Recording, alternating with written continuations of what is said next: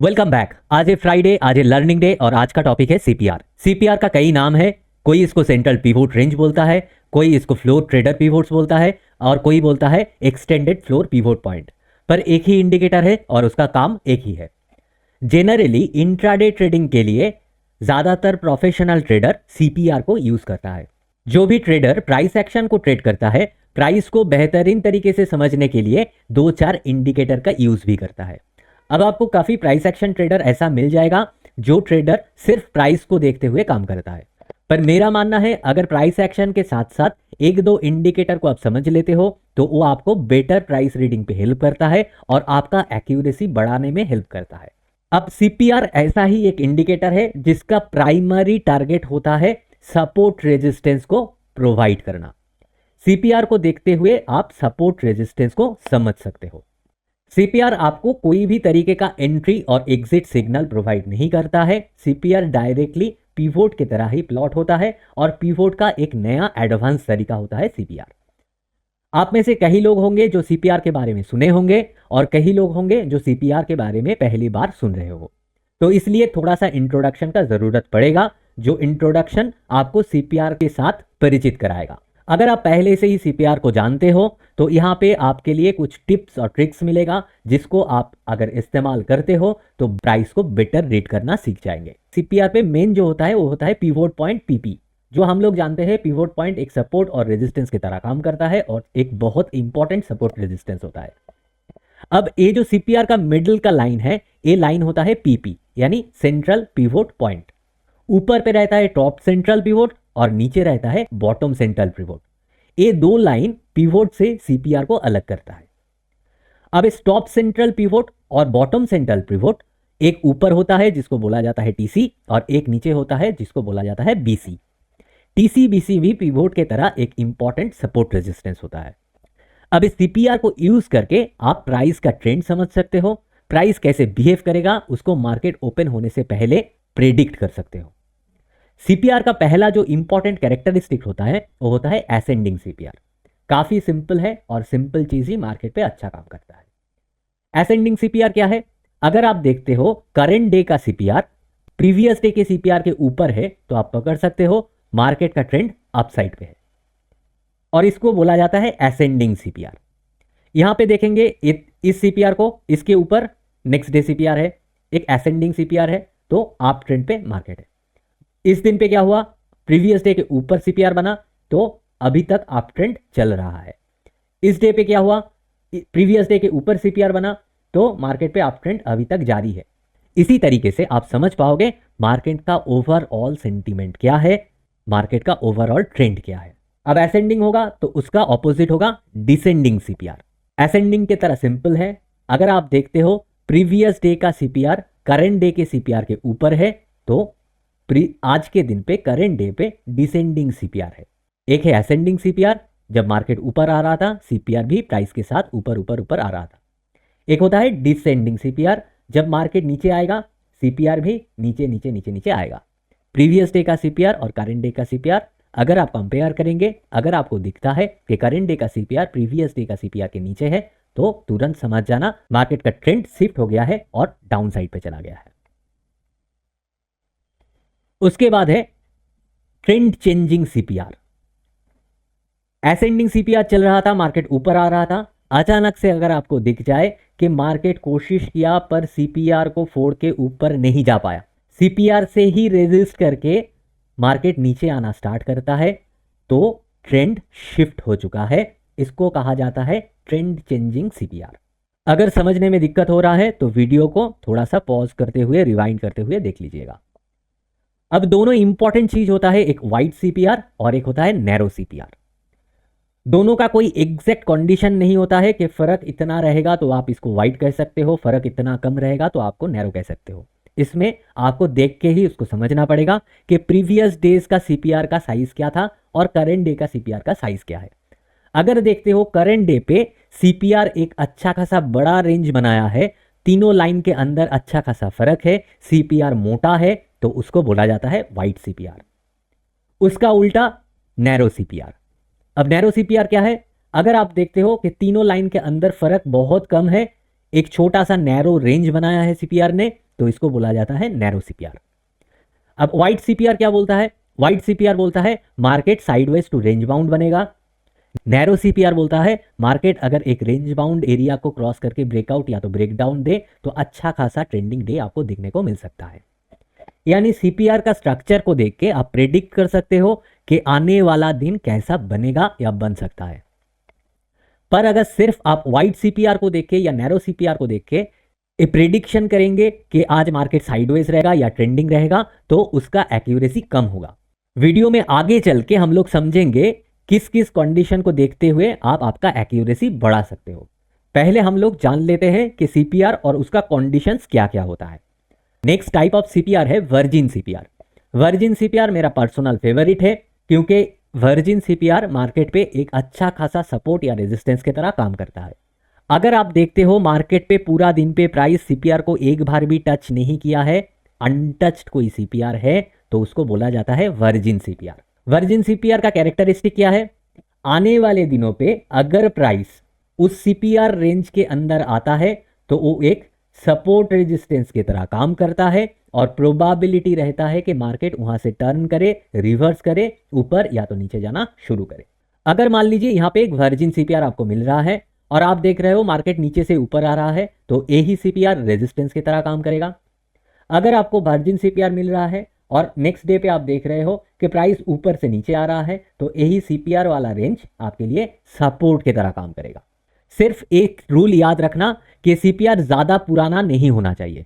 अगर virgin CPR मान लीजिए 10 दिन पुराना है या तो फिर 15 दिन पुराना है और उसी रेंज पे मार्केट फिर से आया है तो ज्यादा सपोर्ट और रेजिस्टेंस आपको नहीं मिलेगा। इस एरिया को प्राइस आराम से ब्रेक करके नीचे या तो फिर ऊपर जा सकता है। पर अगर 3-4 दिन या 5 दिन पुराना सीपीआर आपको मिल जाए वर्जिन सीपीआर तो डेफिनेटली वो एरिया बहुत अच्छा काम करेगा। जैसा कि यहां पे जो वर्जिन सीपीआर मिला था तो इस करेंट डे पे जब प्राइस नीचे आया तो ये एरिया एक तगड़ा सपोर्ट की तरह काम किया, प्राइस यहां से रिवर्स किया और ऊपर जाना शुरू कर दिया। अब है सबसे इंपॉर्टेंट चीज जो है इनसाइड सीपीआर। इनसाइड सीपीआर का कैरेक्टरिस्टिक क्या है? अगर कोई सीपीआर प्रीवियस डे सीपीआर के रेंज के अंदर बने तो उसको बोला जाता है इनसाइड सीपीआर। प्रीवियस डे का जो सीपीआर रेंज था, जो तीनों लाइन था, करेंट डे का सीपीआर कहां बना है? इस तीनों लाइन के बीच पे बन गया है तो आप इसको बोलेंगे इनसाइड सीपीआर। यानी प्रीवियस डे का जो सीपीआर रेंज था आज के दिन का सीपीआर उस रेंज के अंदर है। अगर मान लीजिए एक सीपीआर जो वाइट सीपीआर है और आपको एक रेंज बाउंड डे मिला है, अगर नेक्स्ट डे पे आपको एक इनसाइड सीपीआर मिलता है और वो डे भी एक रेंज बाउंड साइडवेज सा डे बनता है तो तीसरा दिन ट्रेंडिंग होने का चांस सबसे ज्यादा होता है। अब इसको समझने के साथ साथ स्कैल्पिंग स्ट्रेटेजी वीडियो सीरीज पे, जिसमें ए सीपीआर वाला वीडियो भी जाएगा, उस सीरीज में हम लोगों ने बात किया है एक्सपोनेंशियल मूविंग एवरेज कैसा होता है और किस तरह से आप यूज कर सकते हो। अगर आपने ये वाला वीडियो देखा नहीं है एक्सपोनेंशियल मूविंग एवरेज का तो मैं डिस्क्रिप्शन बॉक्स पे और आई बॉटम पे दोनों जगह पे लिंक दे दूंगा। स्कैल्पिंग स्ट्रेटेजी वाला जो प्लेलिस्ट है वहां पे जाके आप इस वीडियो को देख सकते हो। अगर सीपीआर के साथ साथ प्राइस एक्शन को समझने के लिए आप 20 EMA, 50 EMA और 200 EMA का इस्तेमाल करेंगे तब जाके आप प्राइस को बेहतरीन समझ पाएंगे और एक ट्रेंडिंग या तो फिर साइडवेज डे को प्रेडिक्ट पहले से कर पाएंगे। चलिए इसको कुछ उदाहरण के साथ समझते हैं। अब यहां पे आप देख सकते हो इस पिक्चर पे ये वाला जो ट्रेंडिंग मूव मिला था, एक ट्रेंडिंग डे मिला था, उसके बाद पे वाइट सीपीआर मिला है। अगर कोई भी दिन पे आपको वाइट सीपीआर मिल जाता है तो प्रोबेबिलिटी कम होगा साइडवेज टू रेंज बाउंड होने का। पर अगर आप देखते हो एक ट्रेंडिंग डे के बाद आपको वाइट सीपीआर मिलता है तो आपके पास डबल कंफर्मेशन है, प्रोबेबिलिटी ज्यादा रहेगा market sideways to range bound होने का। जब भी आपको कोई इनसाइड सीपीआर वाला डे मिलेगा, यहां पे क्या हुआ है, प्रीवियस डे का जो सीपीआर था उसी रेंज के अंदर करंट डे का सीपीआर बना है। ये इंडिकेट कर रहा है कि दोनों डे एक के बाद एक साइडवेज है। अब इनसाइड सीपीआर वाला डे कभी कभी ट्रेंडिंग बन जाता है। इनसाइड सीपीआर वाला दिन अगर ट्रेंडिंग नहीं है, साइडवेज है, जैसे यहां पे है, तो आपके लिए एक सुनहरा मौका होता है कि तीसरा दिन ट्रेंडिंग बनेगा, इसका प्रोबेबिलिटी 70% होगा ट्रेंडिंग बनने का। ये हुआ आपका फर्स्ट कॉन्फर्मेशन। सेकेंड कॉन्फर्मेशन क्या है? एक नैरो सीपीआर तीसरे दिन पे मिल रहा है, ये है सेकेंड कॉन्फर्मेशन। क्योंकि पता है कि इनसाइड सीपीआर मिला है तो ट्रेंडिंग होने का प्रोबेबिलिटी सबसे ज्यादा है। उसके साथ साथ करंट डे सीपीआर आपको नैरो मिल रहा है। कभी भी अगर आपको नैरो सीपीआर मिल जाए तो इसमें एक्यूरेसी कम होता है कि नैरो सीपीआर मतलब ही मार्केट ट्रेंडिंग, ऐसा नहीं है। नैरो सीपीआर डे बहुत ही साइडवेज बन सकता है, पर अगर इनसाइड सीपीआर डे के बाद आपको नैरो सीपीआर डे मिलता है तो कंफर्मेशन और भी बढ़ जाएगा कि मार्केट आज ट्रेंडिंग होगा। अब अगर सीपीआर के साथ आप मूविंग एवरेज को मिलाते हो तो और भी बढ़िया कंफर्मेशन ट्रेडिंग पे एंट्री और एग्जिट करने का आपको मिल जाता है। पर इसके लिए आपको समझना पड़ेगा मूविंग एवरेजेस का कैरेक्टरिस्टिक क्या होता है, और इसको समझने के लिए मैं ऑलरेडी वीडियो बना के रखा हूं, जो मैं ऊपर आई बॉटम पे लिंक दे दूंगा और नीचे डिस्क्रिप्शन में भी प्लेलिस्ट का लिंक दे दूंगा। स्कैल्पिंग स्ट्रेटेजी वाला प्लेलिस्ट को अगर आप देखते हो तो वहां पे 2050 EMA का वीडियो आपको मिल जाएगा। अब यहां पे अगर आप वो वीडियो देख चुके हो तो आपको पता लग रहा है कि यहां पे मिल रहा है क्या, 20 EMA नीचे 50 EMA ऊपर और बीच पे अच्छा खासा फर्क। यानी ए वाला डे एक ट्रेंडिंग डे हो सकता है, इसका सिग्नल मूविंग एवरेज भी आपको दे रहा है। 200 जो लॉन्ग टर्म का मूविंग एवरेज है, प्राइस ने उसको डाउन पे क्रॉस किया, इसका मतलब क्या है, यहां पे शॉर्ट बिल्डअप हो जाएगा क्योंकि 200 मूविंग एवरेज के नीचे प्राइस आया है। अगर मूविंग एवरेज का वीडियो आप अभी तक देखे नहीं हो, देख के आओ, फिर समझ में ज्यादा आएगा, नहीं तो थोड़ा सा सर के ऊपर से जाएगा। अब यहां पे आपको ट्रिपल कंफर्मेशन मिल रहा है। पहला कंफर्मेशन इनसाइड सीपीआर, दूसरा कंफर्मेशन नैरो सीपीआर, तीसरा कंफर्मेशन मूविंग एवरेज। जब भी मार्केट जो इनिशियल रेंज बनाएगा उस इनिशियल रेंज को ब्रेक करता है तो आप ट्रेड ले सकते हो। जो ब्रेकआउट या तो ब्रेकडाउन कैंडल होगा उसके नीचे आप स्टॉप लॉस रख सकते हो। यहां पे एग्जैक्टली 20 और 50 EMA से बाउंस करता हुआ एक कैंडल स्टिक पैटर्न आपको दिख रहा है। कमेंट पे जरूर के जरूर बताइएगा ये कैंडल स्टिक पैटर्न कौन सा है, इसका नाम क्या है। एक रिवर्सल पैटर्न है और कहां से बन रहा है, 20 और 50 EMA के बीच से। तो इस रिवर्सल पैटर्न के ब्रेकडाउन पे भी आप एंट्री ले सकते हो। ब्रेकडाउन वाला कैंडल का लो आपका एसएल होगा। मान लीजिए आपने इस रेंज का जो इनिशियल रेंज मार्केट ने बनाया है उसके ब्रेकडाउन पे एंट्री लिए हो, आपका स्टॉप लॉस इधर है और आपने एक प्रॉफिट यहां पे बुक कर लिया क्योंकि मार्केट यहां पे साइडवेज होता हुआ आपको दिख गया। फिर से आप री एंट्री कब कर सकते हो, जब मार्केट स्कैल्पिंग स्ट्रेटेजी के हिसाब से कोई ट्रेंड लाइन बना दे, 50-20 EMA के बीच से आपको नीचे आता हुआ ट्रेंड लाइन को ब्रेक करता हुआ कोई फुल बॉडी कैंडल मिल जाए तो तुरंत वहां पे आप अगेन री एंट्री कर सकते हो। ब्रेकआउट कैंडल के ऊपर यानी हाई पे, यहां पे अगर ऊपर जाता है तो ब्रेकआउट कैंडल के लो पे, और अगर कैंडल नीचे आ रहा है रेड कैंडल है तो उसके हाई पे आपका एसएल स्टॉप लॉस होगा। चलिए और एक उदाहरण देख लेते हैं। यहां पे इनसाइड सीपीआर नहीं मिला, यहां पे मिला है नैरो सीपीआर। नैरो सीपीआर मिलने के साथ साथ आपको अगर मिल जाए कि स्कैल्पिंग स्ट्रेटेजी के हिसाब से 20 और 50 EMA एग्जैक्ट फॉर्मेशन बनाता हुआ नीचे आ रहा है, तो जो इनिशियल रेंज मार्केट ने बनाया है उस इनिशियल रेंज का ब्रेकडाउन होते ही आप एंट्री ले सकते हो, स्टॉप लॉस इसके ऊपर रहेगा। अगर मान लीजिए आप ए वाला एंट्री नहीं ले पाए तो जब भी बाउंस करता हुआ 20 EMA से या तो 20-50 EMA के बीच से बाउंस करता हुआ मार्केट आपको मिल जाएगा, वहां पे आप री एंट्री कर सकते हो। अगर आपको स्कैल्पिंग स्ट्रेटेजी के हिसाब से दो टॉप मिल जाता है तो ट्रेंड लाइन बना के ट्रेंड लाइन पे ब्रेकआउट पे फिर से आप री एंट्री कर सकते हो, एसएल री एंट्री वाला कैंडल के ऊपर ही होगा। एक ट्रेंडिंग डे को पूरा होल्ड करना चाहते हो वो भी कर सकते हो।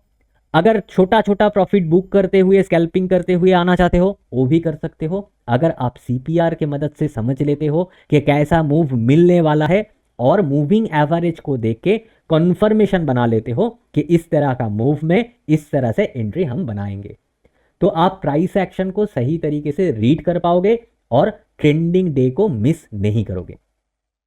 अब अगर आप देखते हो आपको एक ट्रेंडिंग डे मिला है और दूसरा डे मिल रहा है वाइट सीपीआर, तो क्या काम पे आएगा आपका, आपको पता चलेगा कि वाइट सीपीआर ट्रेंडिंग डे के बाद है, तो डेफिनेटली एक साइडवेज डे आपको दिखने को मिलेगा। अब साइडवेज डे दिखने को मिलने से आपको क्या फायदा? अगर आपको दिखता है कि साइडवेज डे है, आपके दिमाग पे आ गया आज साइडवेज डे है, अगर आप ऑप्शन सेलर हो तो डेफिनेटली नीडर होके आप स्ट्रैडल्स ट्रायंगल बना के पूरा दिन बैठ के थीटा डीके का मजा लोगे। अगर आप ऑप्शन बायर हो तो आपको पता है कि आज का दिन ट्रेंडिंग नहीं बनेगा, तो मुझे छोटा प्रॉफिट बुक करना है, स्कैल्पिंग करना है। मार्केट ओपन होने से पहले ही आपके दिमाग पे आपका ट्रेडिंग प्लान रेडी हो जाएगा कि कब आपको बड़ा प्रॉफिट लेना है, कब आपको 7 से 10 रुपया मिल जाए तो बहुत अच्छा, भाग जाओ बेटा, नहीं तो लॉस करोगे। अगर आप एक ऑप्शन बायर हो और आपको मार्केट रीड करना आता नहीं है, तो यहाँ पे बड़ा प्रॉफिट मिला है, तो आप क्या करोगे, डाउन साइड पे फिर से एक बड़ा प्रॉफिट का वेट करोगे। तब आप यहाँ पे ट्रेंड लाइन लगा के यहाँ पे डाउन साइड का एंट्री लेके सोचेंगे इसके नीचे स्टॉप लॉस दूंगा, मार्केट घूम के आएगा, आपका स्टॉप लॉस हिट करवा देगा, क्योंकि आपको पता नहीं है कि आज का दिन साइडवेज बनने वाला है। अगर आप रिवर्सल का सोच रहे हो कि मार्केट नीचे आया है, आज तो रिवर्सल कर सकता है, वी शेप एक रिकवरी मिल सकता है, और आप देख रहे हो कि यहाँ पे एक अच्छा खासा कैंडलस्टिक पैटर्न बना है जो एक एंगल्फिंग पैटर्न है, इसके ऊपर अगर आप एंट्री लेते हो तो आप कितना स्टॉप लॉस प्लान करोगे, कितना प्रॉफिट प्लान करोगे? आपका स्टॉप लॉस होगा इस कैंडल के नीचे मैक्स। आप प्रॉफिट कैसे प्लान करोगे? आपको पता है कि मार्केट साइडवेज होने वाला है, तो छोटा प्रॉफिट। कहां पे प्रॉफिट बुक करेंगे? जब भी कोई भी ईएमए पे प्राइस आ जाएगा, वो ईएमए एक रेजिस्टेंस की तरह काम करेगा। एग्जैक्टली प्राइस जब भी 20 को टच किया, इस केस पे आप यहाँ पे एग्जिट कर सकते हो। ऐसे ही अगर आप डे को पहले से प्रेडिक्ट कर लेते हो तो एग्जैक्ट एंट्री और एग्जैक्ट टारगेट आपको मिल जाता है। आपके दिमाग पे आपका प्लानिंग पहले से रेडी होता है और प्राइस सेक्शन को समझते हुए आप एग्जैक्ट एरिया पे एंट्री और एग्जिट कर सकते हो। चलिए फिर मिलते हैं नए वीडियो पे नए नॉलेज के साथ।